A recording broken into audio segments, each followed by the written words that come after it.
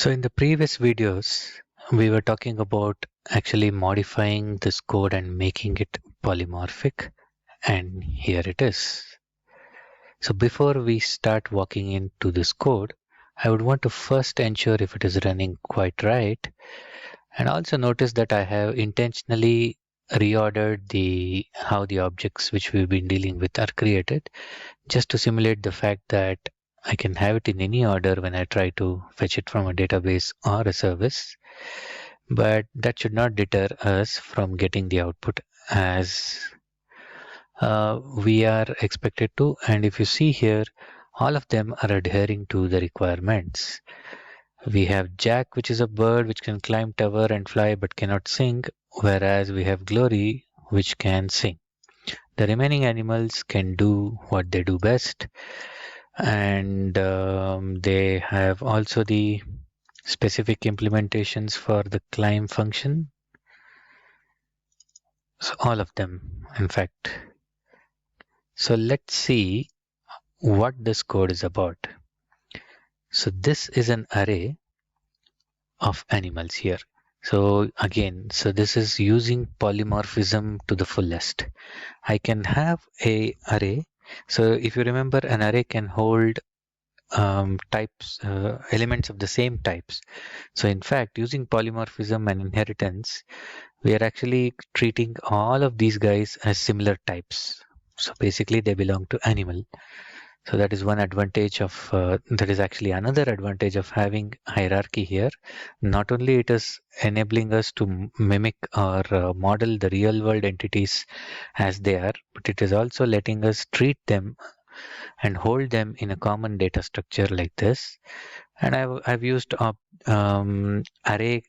collection initialization syntax, which is also one of the latest features of C hash. And I've gone ahead and I've created anonymous objects. I'm not holding any reference to them because I do have reference to all of these objects in one chart, which is animals. So this is the beginning of the array. So I don't need individual references here. And you can consider this entire thing as one statement. And next we come to the advanced loop, for loop, or the for each loop like it is called, where we are iterating over this collection. And each type or each element we get in animals belongs to animal itself. I could have done this. If that gives more clarity, I can also do that.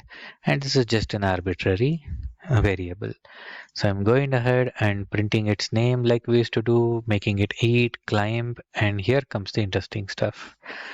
We are, if we try to do something like an animal dot, if you see here, it is not letting me see any methods related to flying or singing, because at this generic level, we don't have it.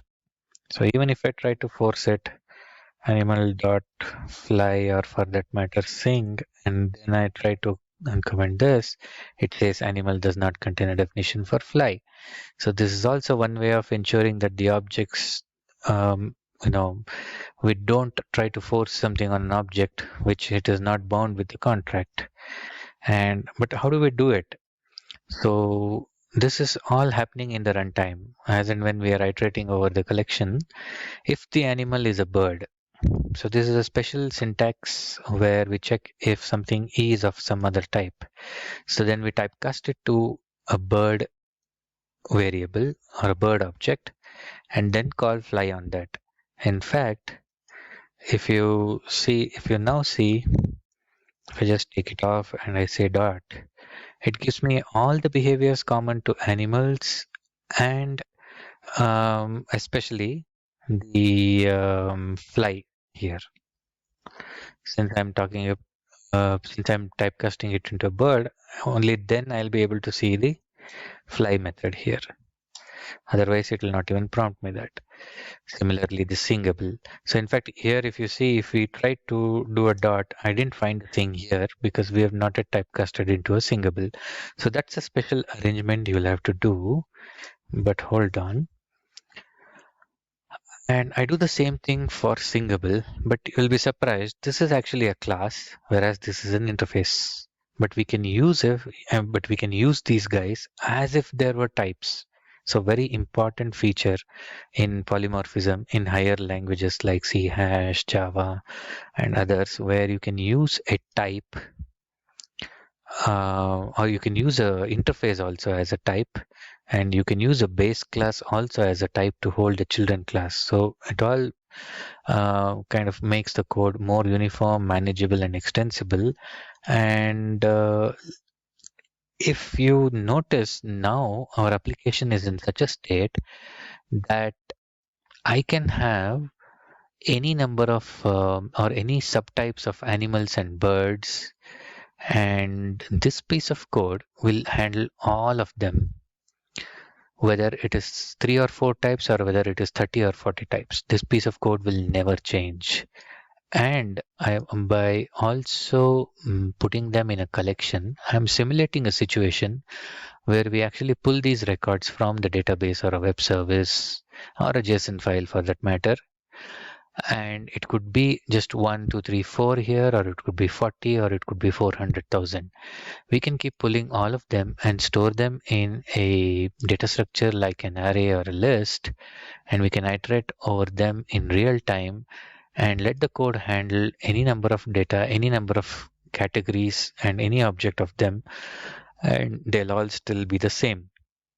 We do not have to modify this piece of code in order to execute all our animals or whatever methods they are supposed to do. We can have them done in this common piece of code. And to take the scenario further, let's think of a situation wherein we completed this game and we published it on Play Store or any other marketplace, and our game was popular, and we now wanted to let third-party developers create their own characters. Basically, they can create characters of any animal, be it a bird or be it something like a specific bird like a parrot. They can provide them as plugins or extensions to our application, but we as the authors of this particular game, we will never have to change this code. So we will be able to accommodate any other plugins or characters which third-party developers will be providing without changing our code. So that is how we make our applications extensible.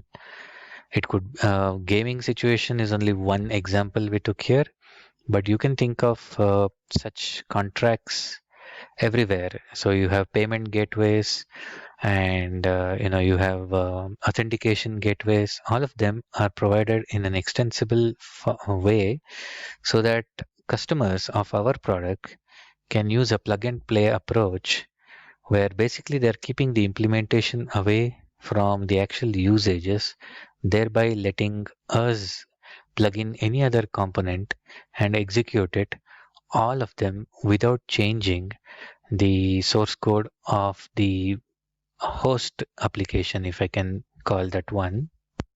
And to sum up what we started with a goal of learning inheritance, polymorphism, abstract classes and methods and interfaces in a very practical way, without getting into too much details of stuff like how protected and other kind of visibility modifiers are used, or perhaps the various things like constructor chaining and other stuff, because the focus here was more on what we require to get started with most of the commercial applications, or the line of business applications like we call, wherein we just keep it at this level. And the concept of why we use certain abstractions in form of abstract class, when do we generalize something, and when do we make something very specific and have only a certain classes implement them, was more important to us. And the concept of interfaces go way beyond this. We can also use this to keep coupling very low in applications, and separate out the implementation from the usage. And we also have patterns like dependency injection, which makes a heavy use of interfaces. Interfaces are also used in mocking certain components for unit testing, all of which are beyond the scope of this video series, and maybe I'll be covering in some other video series. But nevertheless, this should be the starting point before you take a look at any of those other things which we just mentioned. And yeah, so that's it for this video series.